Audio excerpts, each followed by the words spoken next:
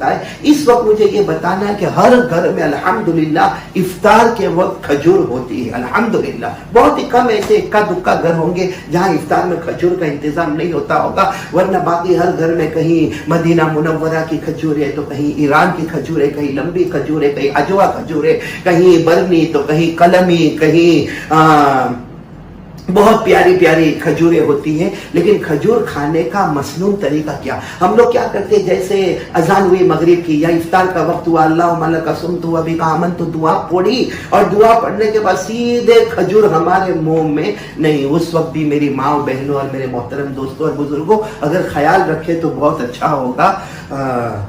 کھجور اگر کھانے کا کیا مسنون طریقہ ہوتا ہے، کھجور کھانے کا مسنون طریقہ کیا ہوتا ہے، وہ میں آپ کو بتانا چاہتا ہوں. اللہ تعالی ہم سب کو دیکھو ہر سنت پر عمل کرنا، ہر سنت پر عمل کرنا، کیونکہ ہمارے نبی صلی اللہ علیہ وسلم سے محبت کا طریقہ یہی ہے.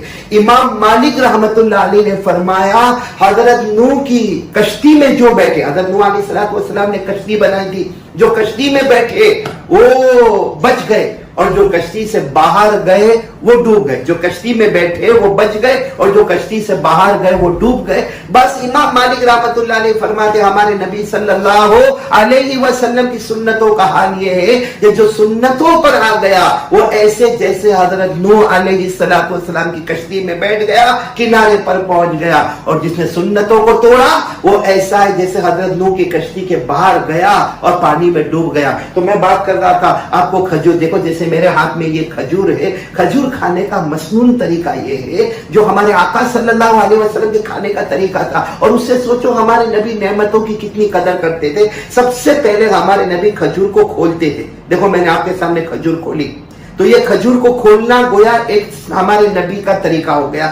پھر اس کے بعد ہمارے نبی بیج کو نکالتے تھے، جیسے یہ بیج نکلا اور اس کو چوستے تھے. یہ ہمارے نبی کھجور کو چوستے تھے. تو کھجور کو بیج کو نکالنا اور چوسنا یہ دوسرا طریقہ ہو گیا. پھر ہمارے نبی اس کو اپنی 2 انگلی پر رکھ لیتے تھے، 2 انگلی پر، ایک روایت میں 2 انگلی، ایک روایت میں انگوٹھے کا بھی ذکر آتا، اور پھر اس کو دسترخوان پر پھینک دیتے تھے. وہ بیج کو دسترخوان پر پھینک دیتے تھے. اب باقی جو کھجور ہے پھر ہمارے نبی کھا لیتے تھے. اگر ہم اس کو تھوڑا تھوڑا الگ کریں تو سوچے کھجور کھولنا ایک سنت، پھر بیج کو نکال کر چوسنا دوسری سنت، پھر اپنی انگلیوں پہ رکھنا تیسری سنت، اور پھر اس کو دسترخوان پر پھینک دینا یہ چوتھی سنت بیج کو، اور باقی کھجور کو کھا لینا پانچویں سنت. اگر ہم اس کو الگ کریں تو 5 اور 6 طریقے نکلیں گے. تو ایک طریقے پر 100 شہیدوں کا ثواب، تو انشاءاللہ ایک کھجور پر 500 سے لے کر 600 شہیدوں کا ثواب ہم کو نصیب ہو جائے گا. یہ ایک سنت آپ کو بتانی تھی، بہت ضروری تھی جو میں نے آپ کو بتا دی. انشاءاللہ اب سے ہم کھجور اسی طریقے پر